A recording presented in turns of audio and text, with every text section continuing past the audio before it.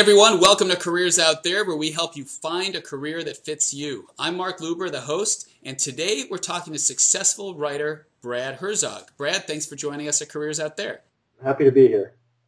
So what you're all watching now is a short version of this interview, and to learn more about being a writer, you can check out the full version of the interview at careersoutthere.com. Brad's a successful writer with over 24 published children's books. He also has a career as a freelance magazine writer. He's a professional blogger, and he's a critically acclaimed author of 3 travel memoirs. His most recent book is Turn Left at the Trojan Horse. Let's learn now from Brad. Let's talk about how you have a career, how someone can have a career as a children's author. I think luck and timing play a big role. I happen to know some editors at Sports Illustrated for Kids. One of them started publishing my Sports Illustrated for Kids books.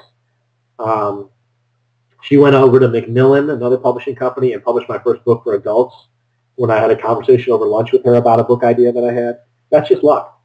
There's some making your own luck aspect to it, obviously. Yeah, but, for sure. But I think luck and timing are a big part of it. So with children's writing, I started writing for Sports Illustrated for Kids. I don't find it particularly difficult to write for kids. I found a publisher called Sleeping Bear Press that publishes all these wonderful alphabet books for kids, picture books that are beautifully illustrated about all sorts of subjects. And I knew that they were doing a bunch of sports books. We found each other. And now I've written 9 books for them. 8 of them are about sports. One's about the environment, called S is for Save the Planet. So we sort of found each other, and I did a good job with my first. What age group? When we say children, what age group? Well, these books are for 5 to 10-year-olds. Children's writing, just like magazine freelancing, can mean so many different things. You can write board books for books that are read to kids. You can write middle grade chapter books. You can write young adult novels, which are huge now. Within each form of writing, there are so many different possibilities, and you have to figure out what happens, what's good, what you're good at, and what you like, and what's needed in the market.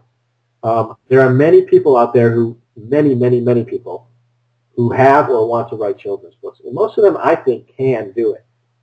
But then there's that gauntlet.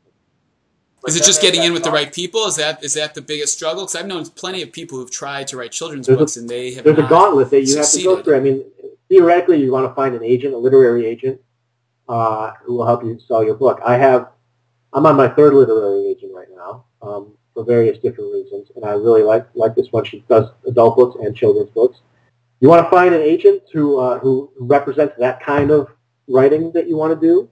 Often a way of doing that is you go in a bookstore, and if, let's say, you want to write a middle grade novel about a middle grade mystery chapter book or something, you want to find that kind of book in a bookstore or a library, and often in the acknowledgement section, the author might thank their agent.